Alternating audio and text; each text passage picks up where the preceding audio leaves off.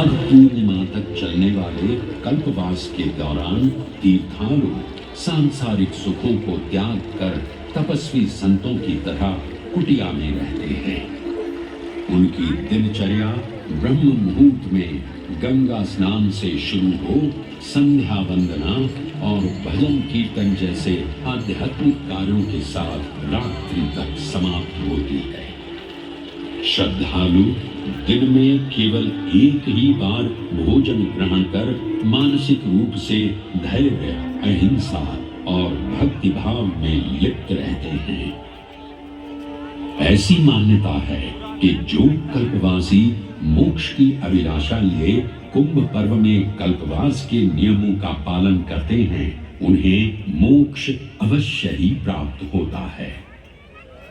पारंपरिक रूप से इस आध्यात्मिक पर्व की औपचारिक शुरुआत का श्रेय 8वीं शताब्दी के हिंदू दार्शनिक और संत आदि शंकराचार्य को दिया जाता है।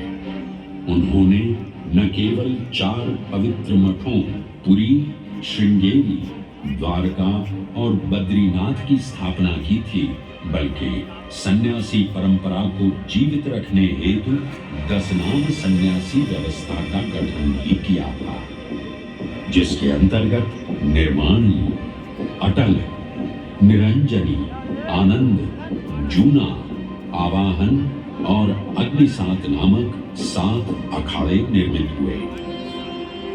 आदि शंकराचार्य का उद्देश्य शास्त्रों के ज्ञान को आपस में साझा कर सनातन धर्म के दार्शनिक आधारों को सुदृढ़ और परिपक्व करना था।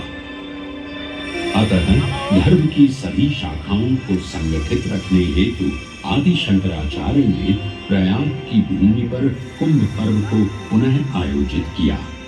आज के इस दौर में कुंभ पर्व की महत्ता का अनुमान इसी बात से लगाया जा सकता है कि यूनेस्को द्वारा मानवता की अमूर्त सांस्कृतिक विरासत की प्रतिनिधि सूची में इस पर्व को शामिल किया गया है।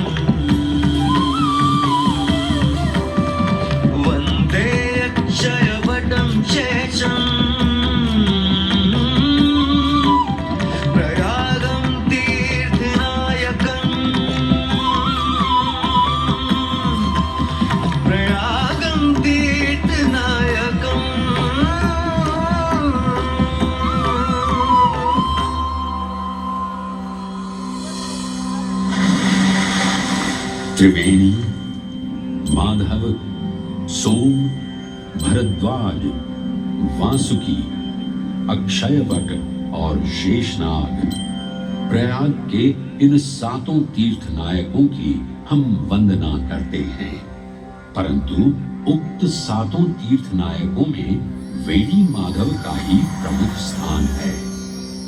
त्रिवेणी संगम में स्नान के साथ साथ श्रद्धालु वेणी माधव मंदिर में दर्शन कर भगवान विष्णु का आशीर्वाद भी प्राप्त करते हैं। मान्यताओं के अनुसार वेणी माधव इलाहाबाद किले के परिसर में स्थित पातालपुरी मंदिर में एक पवित्र अक्षयवट वृक्ष के पत्तों पर एक बालक के रूप में विश्राम करते हैं।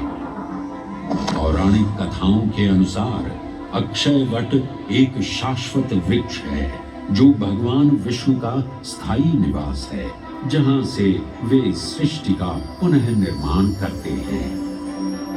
त्रेता युग में भी अक्षयवट वृक्ष का उल्लेख देखने को मिलता है। कहा जाता है कि भगवान श्री राम, माता सीता एवं अनुज लक्ष्मण अपने वनवास काल में इस स्थान पर आए थे। वैसे तो भगवान श्री राम का वनवास प्रयाग में श्रृंगी ऋषि को समर्पित श्रृंगवेरपुर धाम से आरंभ होता है। ये वही स्थान है जहां निषाद राज गुह ने भगवान श्री राम, माता सीता और अनुज लक्ष्मण को गंगा पार जाने के लिए सहायता प्रदान की थी। श्रृंगवेरपुर से प्रभु श्री राम ऋषि भरद्वाज के आश्रम पहुंचे थे। भरद्वाज मुनि बसहि प्रयागा। गोस्वामी तुलसीदास जी ने रामचरितमानस में ऋषि भरद्वाज का निवास स्थान प्रयागराज ही बताया है। ऋषि भरद्वाज से त्रिवेणी संगम की महिमा सुन प्रभु श्री राम, माता सीता और अनुज लक्ष्मण त्रिवेणी संगम में स्नान कर तीनों नदियों का आशीर्वाद प्राप्त करते हैं। इसी कड़ी में एक प्रचलित कथा के अनुसार संगम तट पर ही माता सीता ने प्रभु श्री राम से महादेव और परम शक्ति मां पार्वती की आराधना करने की अपनी मनोकामना को व्यक्त किया था, जिसके उपरांत प्रभु श्री राम ने यमुना तट पर भगवान भोलेनाथ और मां पार्वती को समर्पित एक मंदिर का निर्माण करवाया था, जिसे आज हम मनकामेश्वर मंदिर के नाम से भी जानते हैं। त्रेता युग में स्वयं प्रभु श्री राम ने माता सीता के साथ इसी मंदिर में भगवान शिव एवं मां पार्वती की पूजा अर्चना कर उनसे आशीर्वाद प्राप्त किया था। महादेव के इस प्राचीन मंदिर से अगर थोड़ा आगे चले तो उन्हीं के अंशावतार पवन पुत्र हनुमान जी का मंदिर भी विद्यमान है।